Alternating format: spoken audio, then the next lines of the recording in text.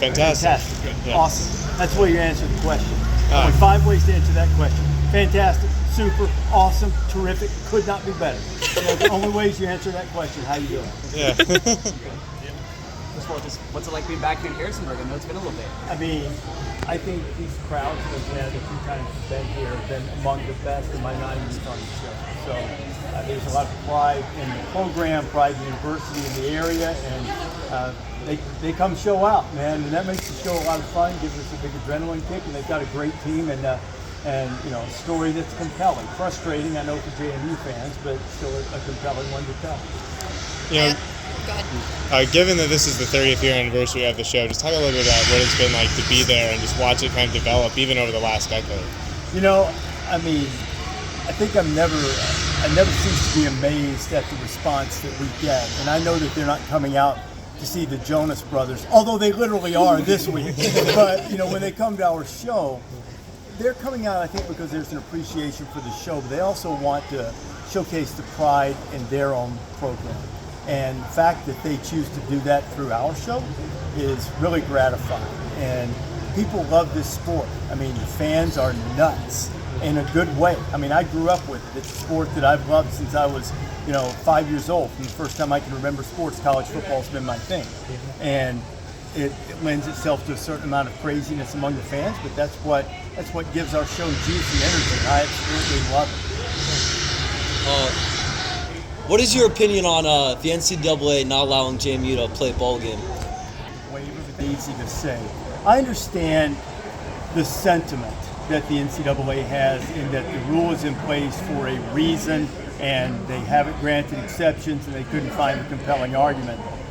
But I think it's sort of ill-advised. I think that in this particular case, JMU has proven not only that they compete, but they have all of the other things in place that are required to be at the FBS level, and they've shown that they can do so effectively. And they basically they jumped ahead a year in terms of the transition and schedule they played last year. I think the wise move would have been to grant the waiver. The NCAA can use a PR win, right? This was an easy one.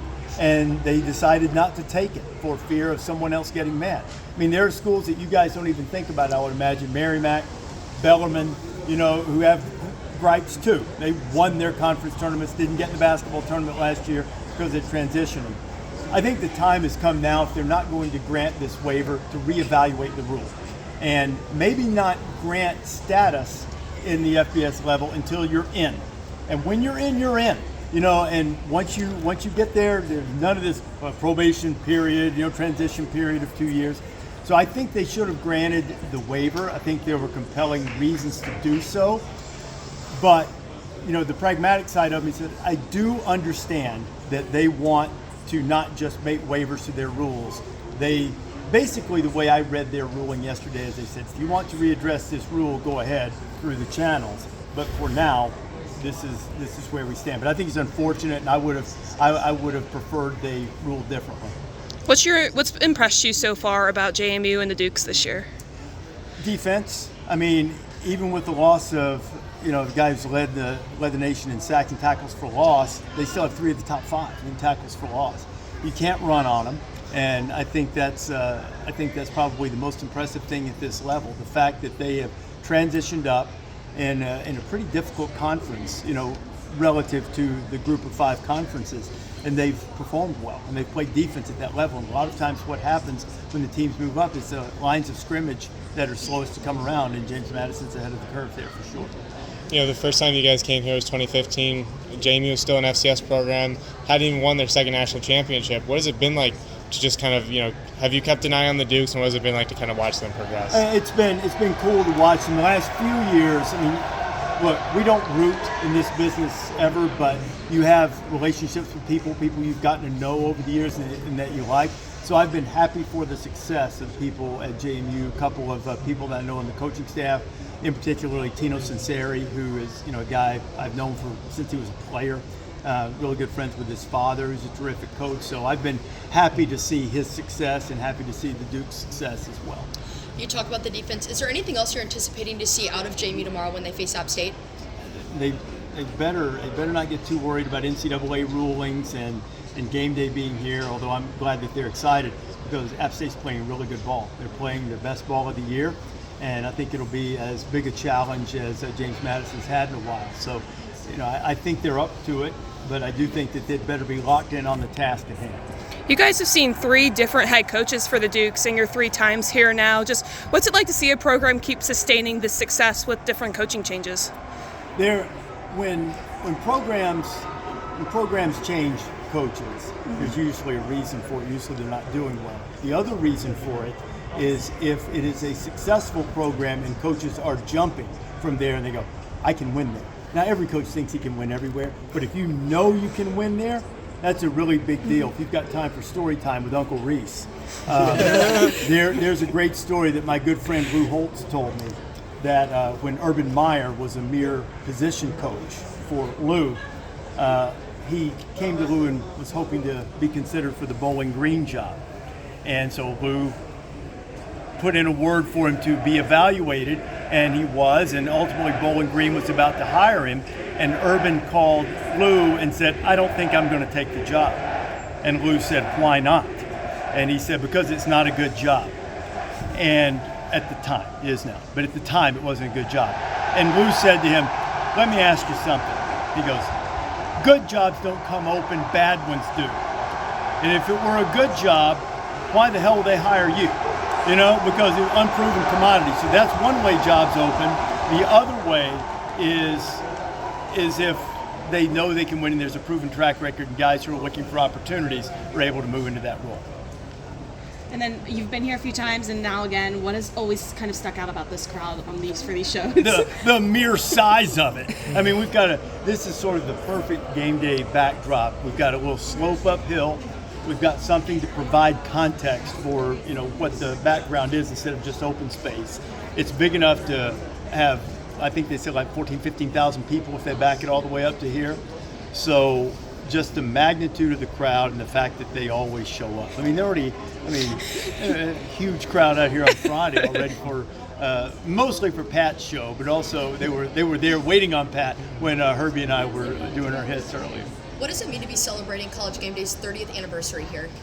I think that one of the things that's made College Game Day special over the years is that it's not always just about the biggest brands and the games that will impact the national championship at the highest level. It's also about the sport as a whole and places where fans are passionate about their team, even if they might not be atop the college football playoff rankings or in the old days, the BCS standings. So this really captures that and bookends it in kind of a unique way, because the first time they ever went on the road, it was because of one of those other games, one of the proverbial games of the century, with Florida State and Notre Dame. So I think it really shows that we are about the sport as a whole, and it gives us an opportunity to showcase that. What did it mean for you when you first took over Fowler's spot, all those years ago? A long time ago, man. I've been asked that a lot over the years, and my standard response, overnight sensation, 20 years in the making. I mean, I've been at ESPN 20 years when I moved into this role, and I covered college football for 17. I've been on people's TVs a lot, in a college football context. But it's it's a great. I think for me, someone who loves the sport the way I do, I think it's the best job in television. But I never made it my goal. It was not my goal to host College Game Day. It was to have the most prominent role possible on television covering college football. And I'm very proud of what I did with Mark May and Lou Holtz and with Trev Alberts before Lou in the studio, and with Rod Gilmore and Mark May prior to that. So those are times that I treasure as well. But the nearly 9 years, going to be 10 next year, of doing this has been immensely rewarding too. What are some of so you've been on College Game Day for a while, what are some of your favorite talents you visited as part of the show? Well, you guys might have a chance to knock them off the top, but I've always said that Washington State was my favorite. I think it was because, you guys grabbed College Game Day before they did. And they spent 15 years sending the flag to every show. And when we went there in 2018 for the first time, it was almost like a cathartic experience for those fans, and it was really neat to be a part of it. So that was a great crowd. This year, Washington was as good a crowd as we've had. Notre Dame this year was spectacular. Utah was great, but generally speaking, going to a place where we either haven't been before or haven't been in a while, or a place like this that wants to say, hey, we're legit every time you come, those are the most fun environments to be a part of. What do you expect from the crowd tomorrow, just given all the bowl stuff? Obviously, GameDay being back for the third time. What do you expect from the crowd? A huge crowd. I expect them to be loud, responsive, and probably particularly enjoying the segments where Coach Signetti's on, or some of the other references to the Dukes. I guess I'll say, when you guys were deciding where to go this week, specifically with the 30th anniversary in mind, why did you decide Harrisonburg? It was a difficult decision this week. There was a great scene. Corvallis would have been a great scene for Washington and Oregon State. I think there was a little bit of a feeling that we wanted to tell this story about JMU trying to get the waiver. The story's now pretty much decided, pending litigation, I guess. But I think for all practical purposes, we all know it's decided. I think we thought it was a story worth telling. We know that anytime we come here, we're going to get a spectacular crowd. And I know that there's some people in Corvallis that were unhappy with the decision, and I understand that, because that would have been a great scene as well. But I don't know that there was any one factor. We had two great options, and we chose this one. Perfect.